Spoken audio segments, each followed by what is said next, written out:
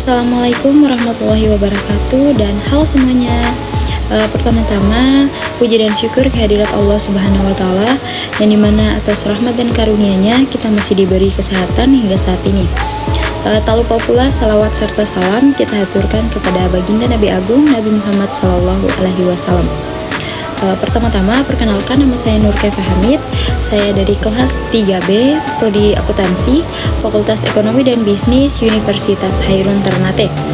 Pada video yang kali ini saya akan menjelaskan mengenai apa itu etnografi. Saya juga akan menjelaskan mengapa dan apa pentingnya kita meneliti menggunakan metode tersebut. Komunitas yang terbentuk melalui interaksi online dengan mengamati percakapan, interaksi, dan konten yang dihasilkan oleh pengguna di internet. Peneliti dapat memperoleh wawasan mendalam tentang perilaku, motivasi, dan dinamika kelompok dalam lingkungan digital. Di era digital ini, internet telah menjadi alat yang diperlukan untuk berkomunikasi dan bertukar informasi. Internet telah mengubah interaksi kita dan membuka metode penelitian dan pengumpulan data baru. Nah, di sini etnografi adalah salah satu metode yang muncul sebagai teknik populer untuk studi online tentang komunitas dan budaya. Etnografi pertama kali diciptakan oleh Robert Kojinet dalam bukunya tahun 1998 yang berjudul On Ethnography.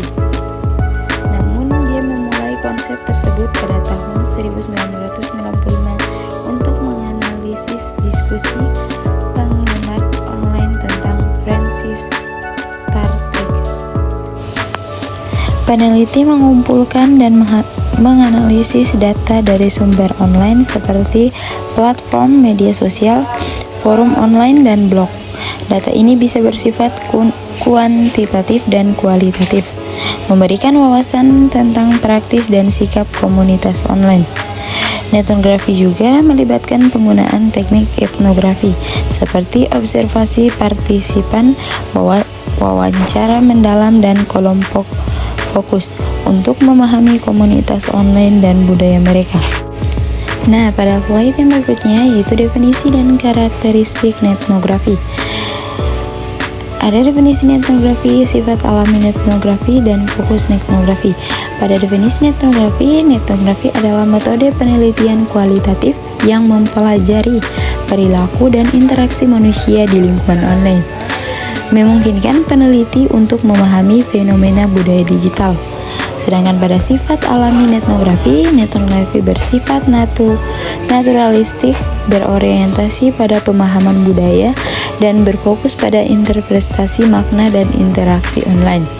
Sedangkan pada fokus etnografi mengeksplorasi komunikasi, konsumsi, dan komunitas yang terbentuk di dalam lingkungan digital. Nah, berikutnya itu keunggulan etnografi dalam penelitian. Yang pertama, memberikan pemahaman yang mendalam tentang perilaku, kebiasaan, dan preferensi konsumen di dunia digital. Yang kedua, memungkinkan pengumpulan data yang lebih komprehensif dengan mengamati interaksi dan komunikasi alam di platform online. Yang ketiga, memfasilitasi akses yang lebih baik ke kelompok-kelompok yang sulit dijangkau melalui metode tradisional. Ya, di sini saya akan menjelaskan apa pentingnya etnografi dalam penelitian. Nah, etnografi adalah metodologi penelitian yang penting di era digital saat ini. Hal ini membantu peneliti memahami bagaimana struktur sosial, hierarki, dan norma dibentuk, diperkuat, dan ditentang di ruang online. Nah, di sini ada alasan lain mengapa etnografi sangat penting dalam penelitian. Yang pertama, memahami komunitas online.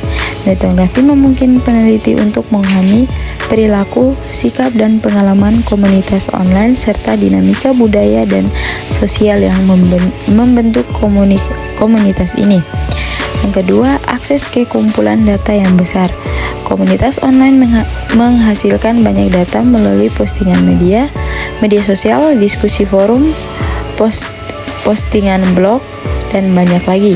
Etnografi memberikan para peneliti alat untuk mengumpulkan, menganalisis, dan menafsirkan data ini, sehingga memungkinkan pemahaman yang lebih komprehensif tentang masyarakat.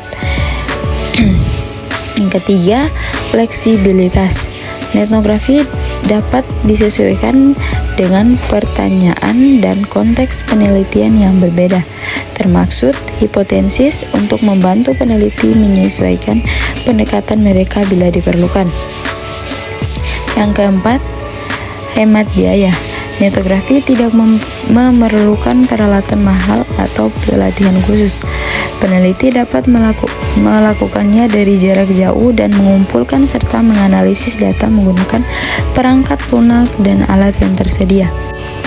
Yang kelima, ketepatan waktu. Komunitas online terus berkembang dan etnografi memungkinkan peneliti untuk mengikuti perubahan ini dan mengidentifikasi tren dan isu yang muncul. Ketika internet terus berkembang dan mengubah kehidupan kita, etnografi kemungkinan akan menjadi alat yang semakin penting bagi para peneliti yang ingin memahami lanskap budaya dan perilaku online yang tidak konstan. Yang berikutnya itu tahapan pelaksanaan etnografi. Pada tahapan pelaksanaan etnografi ini ada 3 poin. Yang pertama, formulasi pertanyaan penelitian. Yang kedua, pengamatan online. Dan yang ketiga, pengumpulan data. Nah, pada yang pertama yaitu formulasi pertanyaan penelitian, merumuskan pertanyaan penelitian yang jelas dan fokus untuk memandu arah pengumpulan data online. Yang kedua, pengamatan online, melakukan observasi komprehensif pada komunitas atau forum online yang menjadi objek penelitian. Dan pada poin yang ketiga, mengumpulkan data berupa teks, gambar, video, dan interaksi online dari sumber-sumber yang relevan. Berikutnya yaitu pengumpulan data etnografi. Dalam penelitian etnografi, pengumpulan data dilakukan secara digital dengan memanfaatkan teknologi internet. Peneliti mengamati dan berpartisipasi dalam komunitas online, forum diskusi, media sosial, dan platform digital lainnya untuk memperoleh wawasan tentang perilaku, interaksi, dan perspektif dari anggota komunitas. Teknik pengumpulan data etnografi yang umum digunakan meliputi observasi partisipan, wawancara online, analisis konten digital, dan penelusuran artefak digital seperti posting, komentar, dan pesan. Dan yang terakhir yaitu kesimpulan dan saran. Nah, pada kesimpulan dan saran ini ada 3 poin yang akan saya jelaskan. Yang pertama adalah kesimpulan, yang kedua saran untuk penelitian selanjutnya, dan yang ketiga implikasi praktis. Untuk kesimpulannya, etnografi merupakan metode penelitian yang efektif untuk mengeksplorasi perilaku dan interaksi konsumen di lingkungan online. Metode ini memberikan wawasan berharga tentang tren, preferensi, dan budaya digital. Dan untuk saran untuk penelitian selanjutnya, peneliti disarankan untuk menggabungkan etnografi dengan metode lain seperti survei atau wawancara untuk memperoleh pemahaman yang lebih komprehensif. Eksplorasi lebih lanjut juga diperlukan untuk menerapkan etnografi dalam konteks yang lebih beragama. Dan untuk yang ketiga, implikasi praktis, hasil etnografi dapat membantu organisasi membuat keputusan strategi yang lebih terinformasi, mengembangkan produk dan layanan yang sesuai dengan kebutuhan konsumen, serta memperkuat keterlibatan dan loyalitas pelanggan di ruangan digital.